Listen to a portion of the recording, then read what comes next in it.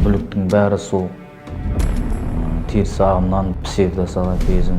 Деструктивті діни ағымдар адам арбаудың әдіс тәсілін өзгертті. Олар тозаққа жанат деген сияқты қорқыныш, үрей арқылы элементтерді көп насихаттайтын. Бірақ ол элементтер қазір не істеді? Тоқтады.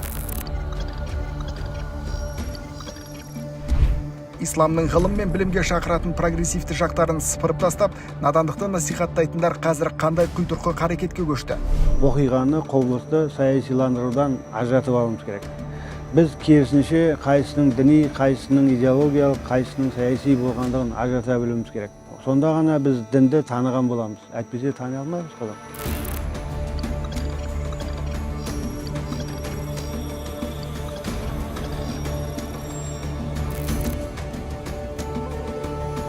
Ислам діні білімнің, ғылымның, өркениеттің діні.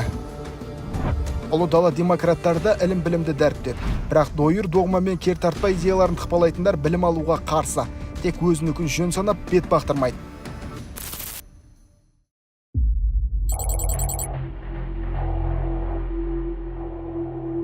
Бұл Марат Саркүбенов кезінде біз және олар деген түсінікпен қоғамды шекке бөлді. Таяз пайыммен дәстүрді ширк, ғұрыпты бидғат деп даурықты.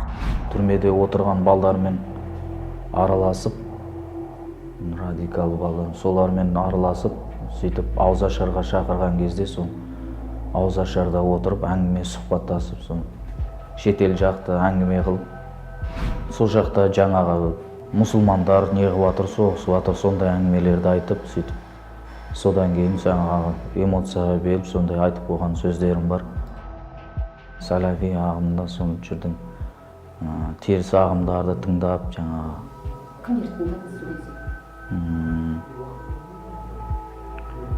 жаңа Халил деген тыңдап соң.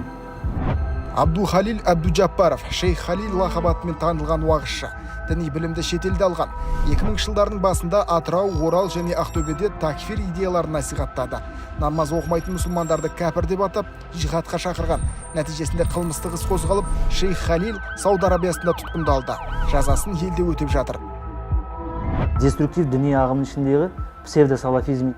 Бірінші кезең агрессивті уағыз насихаттар жүргіземіз халықтың ішінде. Бұның ішінде діни білімі төмен азаматтар бірден тұрып кетті, білеміз. Оның соңғысы радикалды көзқарасқа ұшырап, Сириядан, Вазиристаннан бірақ шықты. Діни әдебиеттерінде не бар?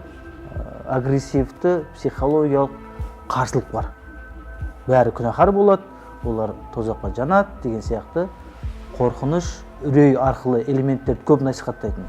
Надандық, әке-шешеңді тыңдамай, сондай туысқандарға қарам қатынас түзу, псевдосалафизм дұрыс жол емес екенін түсінсін деп айтам жастарға. Ешкімге сенбесін, үйім жиналыс отырыстарға бара бермесін айтамыз.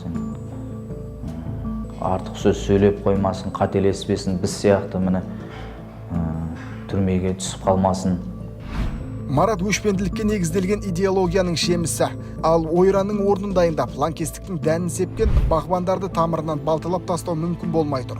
Жақтастары көсемдерінің уытты уағызын көбейтіп әлі де таратуда. Бұл саяси ислам деп айтамын. Саяси ислам деген ол радикализм, ол экстремизм. Оқиғаны, құбылысты саясиландырудан ажыратып алуымыз керек. 30 жыл дегенде біздің көп өзгерістеріміз бар, шын мәнінде. Өзгеріс көп. Кейбіреулер көрмеуі мүмкін, көргісі келмеуі мүмкін. Біздің кейбір жастарымыз егемендіктің не екенін білмей жатыр, ұғына алмай жатыр. Бұл өте үлкен қауіп. Егемендікті қалай қорғау керек, немесе қалай баянды қылу керек. Егемендіктің қадір қасиетін қалай ұқтыруымыз керек. Соңғы уақытта деструктивті діни ағым өкілдері сыртқы бейнесін өзгертіп, қоғамға сіңген кейіп танытады. Бірақ түпкі ақидалары сол қалпы. Тек адам арбаудың тактикасын өзгертті.